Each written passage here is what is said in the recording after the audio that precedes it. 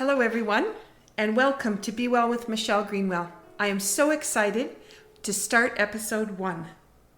I thought it might be fun to venture into a story that began back in 1995, when an adult dance student of mine brought me a video of Cape Breton step dancing to our Highland dance class at my studio in Cochrane, Alberta. I thank this student for her interest in Cape Breton step dance, but I was a busy mum with 2 kids and a large dance school full of tap, jazz, Highland, musical theater, ballet. You get the picture. We fast forward a year, and this same student repeated her request. I naively thought, if I can teach tap dance, step dance must be pretty close. I opened up the video of Mary Janet MacDonald from Port Hood, Cape Breton, and I began to copy the steps on the screen. I could teach this. The steps were the same as tap. I had a full class without even trying. All my Highland students wanted to learn how to step dance. The first class was pretty easy. I was sharing kick to the front and the basic reel steps. But oh, was I wrong. I reached out to Mary Janet MacDonald to come out to Alberta and help us understand what Cape Breton step dance was all about. And a long-time friendship was formed from this beautiful ambassador to Cape Breton Island. Today, I'm going to be sitting next to Mary Janet, and we're going to have a little chat about what it's like to live in Cape Breton Island. And she's just down the road from where we are. And she started a project that has gone around the globe. And I'm so excited to have her here to start talking about tunes and wooden spoons. Stay tuned as you hear her come through the door.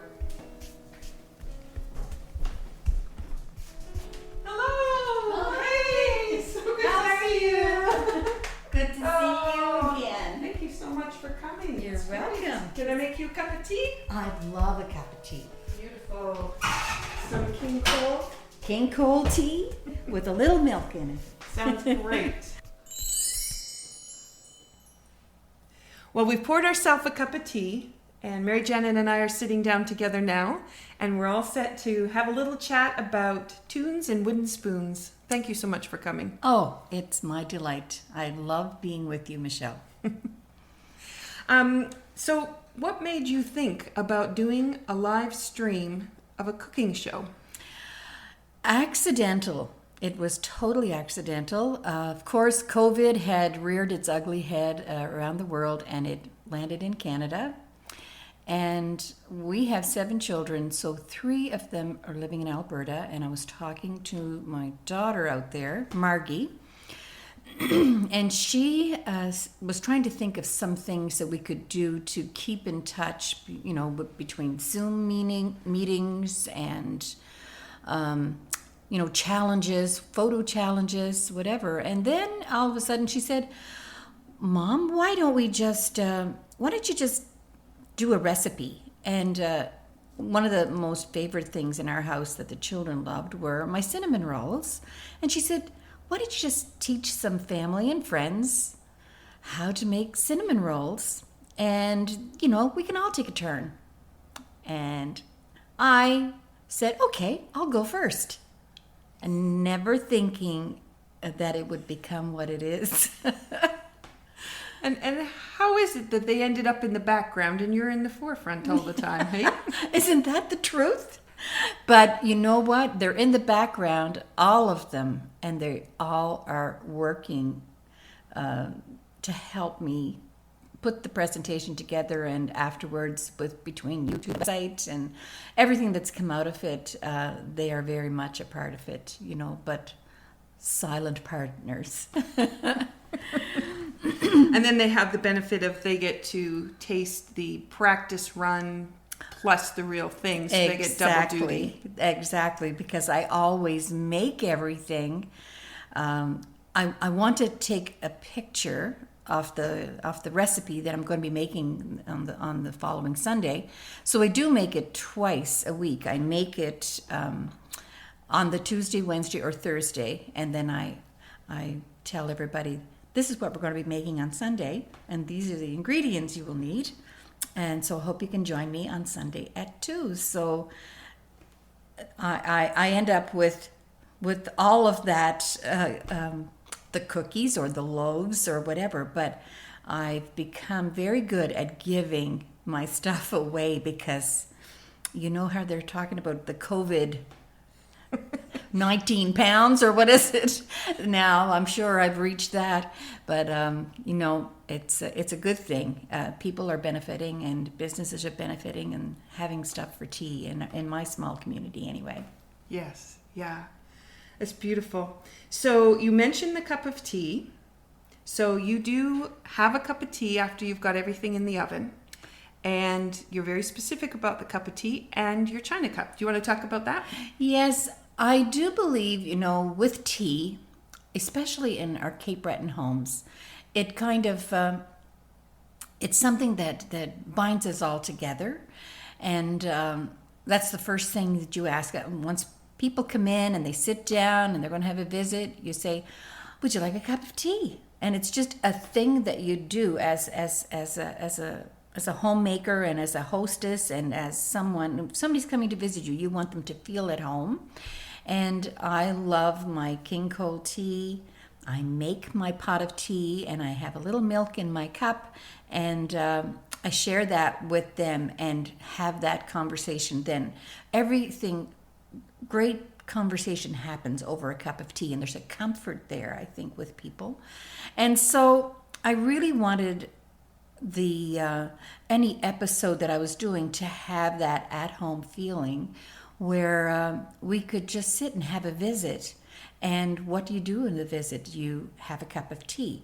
And how many times have people had their, fine bone china sitting in a cupboard and it just looks pretty?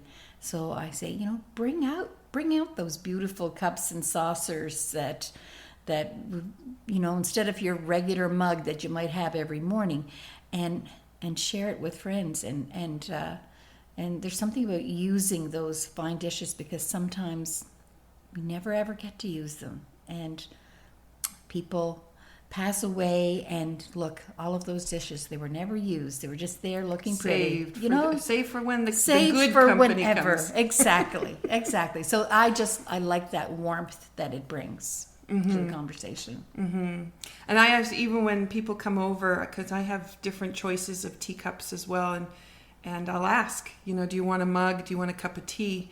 And it's interesting what people will say they would like, but also even with the mugs, yes, choosing the one that feels right in your hand, exactly, has a message on the side of it. Oh yeah, and all of those things. I bring those things too because there's a pottery maker that I know well, and I used to teach him step dancing when he was young, Colton MacDonald, and he made these beautiful mugs with Cape Breton on the side, and I just love it, and every now and again I'll pull that one out and I'll have it, and it just kind of just it's relatable to whatever we're doing on that particular day. It's a great thing. It really is. It is. Yeah. And then you've mentioned about music and dance, and that's how we met. That's right. It's through music and dance, and that's how we ended up in Cape Breton. Isn't that funny? Being down the road. Yes. And you have weaved that all the way through your episode. So even though you're baking, when you go to have that cup of tea, you've managed to bring in all the kind of the best pieces of Cape Breton and you into that. Oh, I know. I just, number one, I love where I live. I love Cape Breton, and I love the warmth of the people. And I think you've experienced that a few times. And I want people who, it surprises me, the audience that's out there from various parts, not just Canada, but so many places all over the world that, you can look at the statistics and see where they're from. And I'm like, oh my gosh, I can't believe this. But I want them to love Cape Breton like I do, and appreciate the culture and the music that has come with it. And of course, as being a teacher of Cape Breton dance for so many years, I want them to feel that connection that I have. And of course, I've made some really great connections with so many nice musicians that we have, and some of them have so graciously given of their time and talents or their CD for me to share on the show if I'm not having a live entertainment. And after the very first episode, I was making the cinnamon rolls, and my son Brennan and his daughter, our granddaughter Anna, were making them in Halifax. And I'm not even sure if I had music on the first show. Perhaps I didn't. But anyway, Anna, she's 14, and she said to her father, Grandma should have this show regularly, and she should call it Tunes and Wooden Spoons. And who knew that within very short time we would have a website, tunesandwoodenspoons.com, a Facebook page, an email address, all of the things, the social media that's out there that brings people together. And I just love that she incorporated that unknowingly, and it just seemed like a natural thing to have tunes and have, not so much that we've had dancing yet, but you can hear that in the beat of the music, and it's just it's a real joy to bring that to people, that they would want to crave to come and visit. And so many of the people are former Cape Bretoners who are missing home during this time, and this is bringing them closer and just kind of satisfying them and giving them a little taste of the Cape Breton that they cannot visit during these times, Mm-hmm. Yep. And I just know too, the kitchen, and they would recognize that the kitchen is the place where the music does break out. Oh, completely. Just a kitchen party for sure. Absolutely. Yeah, a couple feet start going, and then pretty soon you have some spoons and off you are. And that's right. Yeah, and even our piano ended up in the dining room. See? Yeah, that's it was where in the it living happens. room where nobody was sitting. So yeah, it's all I back love in. that. Yeah, that's great. Okay, so when you started putting the episodes together, you had a thought in mind for your family and reaching out to them and some of the friends that couldn't get close by, but had some relationships that have really surprised you as a result of this. Oh my gosh, I'm overwhelmed quite often with some of the reach that this has had and how it's touched people in many ways. And that, we've become friends, although we've never met in person. But I've actually met cousins. They say, well, we used to live down this way, and I know my people were from Mabu, and it turns out I send all the information from them to my brother, who is into genealogy, and he lives in Michigan. He puts it all together, and okay, that's your cousin. And another one is in New Waterford. But more than that even are all of the people that are sitting at home, and sometimes they're not baking with me. They're just watching it. They'll bake later, or they're not going to bake at all because they just want to feel that comfort of watching something that's happening in a Cape Breton kitchen. And, there was one gentleman that reached out to me, and he was diagnosed with cancer in the last year, for example, and he has good days, but on the bad days, sometimes when they just need a break and things are going not so nicely with his health, he crawls into bed and his wife crawls in beside him, puts the TV on, and he watches one or two of my episodes. And he said, I don't know what it is. He said, but there's something in perhaps the tone of my voice, or perhaps just enjoying the music that I might have on that particular day, or just not being, having to be committed to anything, just listening and watching and enjoying, and that friendship was something that I didn't expect. And you don't realize that there are people out there that just need that kind of support, even unwittingly, that I didn't even know about it until he brought it to my attention. So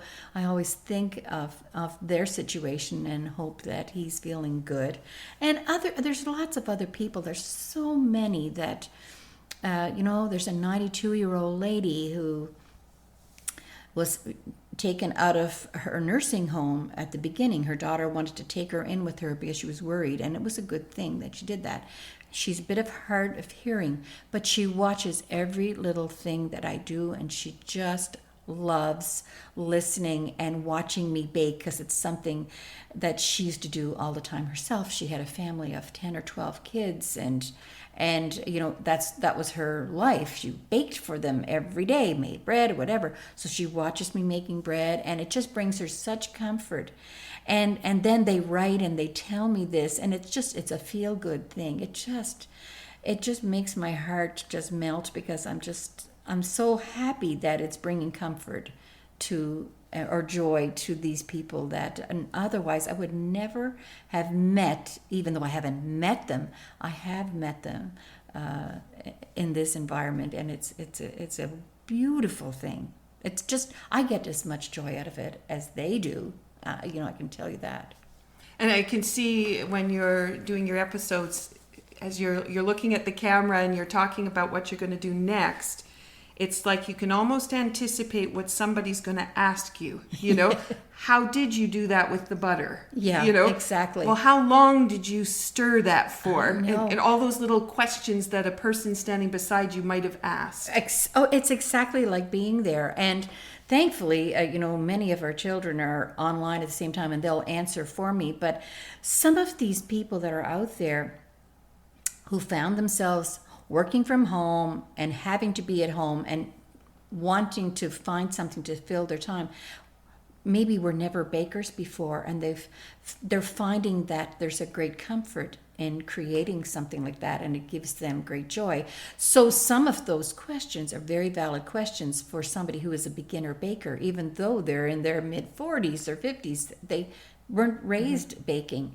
But I have a multitude of responses from people, private messages that they send me, and they say, I feel like my grandmother is with me, because I remember baking with her when I was little, and I never asked her how to make this or how to make that, but this brings back memories. And they never asked for it, or never, you know, bothered with it after that, and now those people are long gone, and I remind them of their grandmother or of their mother who has passed away, and they wish that they had, you know, sat down and got that information. And it just, there's some kind of healing that's happening with them. They say that to me, they feel that, and oh my gosh, I just love that I can make them feel that way. I don't know what I'm doing.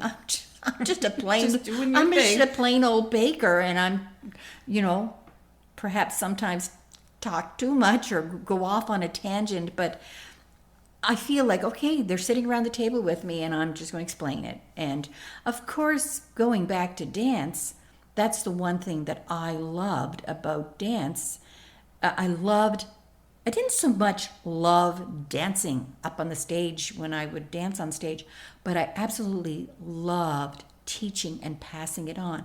And I think in the same vein, I really love that there are people out there that really need a tutorial to help them get through. They just can't pick up a recipe, and they can't just take the words and do this or that. They need to be shown how to do it. And then them writing me back and saying, I never realized that it was so easy to do this, but I wouldn't ever have tried it unless I knew I could follow you. So it's just so nice to know that there's people out there that are learning something new, and it brings them comfort. You know? Yeah.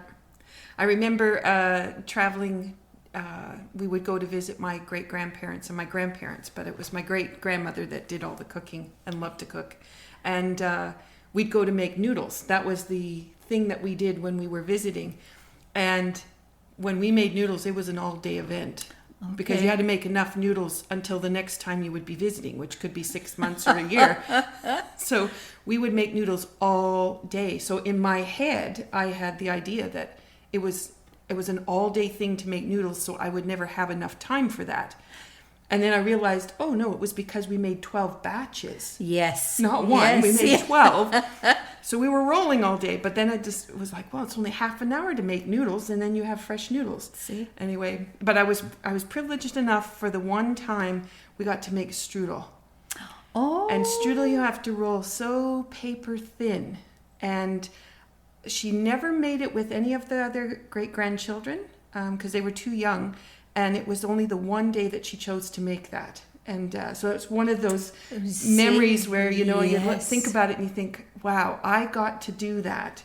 I'm not sure I'd ever make strudel because rolling it out that thin was a lot of work.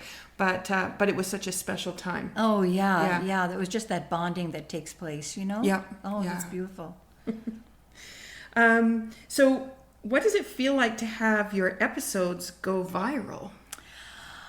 I you know what? It's how many months now? I think I'm into my 32nd episode. Never dreamt in a million years. And to think when this went viral, whatever that number is or whatever that qualifies as being viral, it's shocking. And it's almost scary in one way because you're one person and you're looking into that one little screen and you're thinking, oh my God, there's that many people have watched this? Like, I don't even know how many times the cinnamon roll one, of course, is the viral one, but it's still shocking to me, and I kind of shrink into myself to think, okay, I can't even think about that because that's amazing to me. But I'm so glad that many people enjoyed it. Mm-hmm. You know what I mean? And to say you've got, I don't know what it's at now. I meant to look before I came down here, but I know that there's 40-some thousand followers now, apparently. And I was going to try to get the number, and I said I should be looking at those statistics, and I don't bother. I don't look at that. But one of the kids said, yeah, it's more than 40,000 now, Mom. And I'm just like, that's absolutely crazy. Now, not that many people are not watching it every day, but you have a core group that comes on every Sunday to watch it live with you. But then you have so many people afterwards who watch it on the replay, whether they watch it for the whole thing or they're just looking for the recipe. I don't know. And what does it matter? I'm engaged with the people that are watching it, and if they're watching it and enjoying it and getting some tips or comfort from it, I'll keep on doing it. It's wonderful. What I was really taken with was when you got to the end of the episode that I watched the day you had Pius on. Oh, yes. And you stopped and you looked right into the camera. And you were very specific to say how important that person was that you were looking at, which of course is all of us watching. And then you said, I love you. You make a difference. I'm so glad you're here. Yes. Yeah. And it was just like, wow. So if I'd been sitting by myself and had no connection with other people, it meant a difference to you that I had connected. Yeah. And it was amazing. Oh, see, I'm almost starting to cry here. And every one of those moments at the end, okay, we're having a cup of tea, we're having a little bite of what I had made, maybe not that day if it had to cool down, but something that I had made earlier in the week, and I have with my tea, and it's that camaraderie that we have when we have tea and join together in unison, and I want them to feel that they matter to me. I want them to feel, because I am thinking there's some of those people out there who are all by themselves and who really need love and need that feeling of being a part of something that is special. And I want them to know that I do. I love them, and I want them to love everybody else, to share perhaps what they've made in their baking, but that they truly matter to me and that they matter as a person. And I hope that I make that message kind of clear every week, because it's become that, because I get all of those messages, as I said, and I know that there are people out there that are by themselves who don't have anyone. I think one lady who had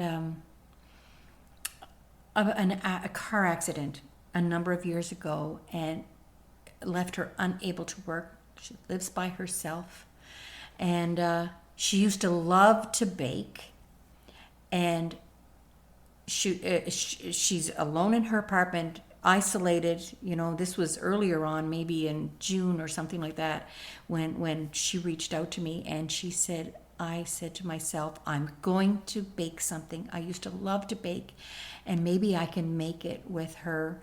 And so she did. And she said it gave her such joy just to feel that she wasn't that isolated, and that I could do this. And her injury has tied her down for so many years. But just to have that little piece of freedom, and just to know that, yeah, somebody out there really does care, and we should. We have to look after one another, right? Especially at these times. And if that reaches their heart and from my heart, I'm successful in giving that message to them. And I hope that I will be continuing to do that, absolutely. And I hope that they feel that from me, for sure.